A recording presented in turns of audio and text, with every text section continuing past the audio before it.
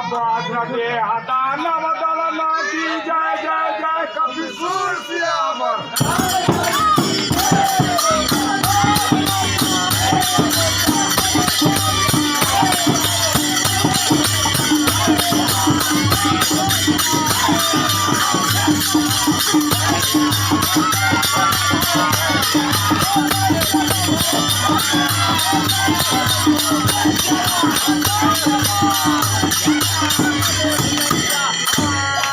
भोला द्वारका नाम सियावर रामचंद्र की जय अयोध्या राम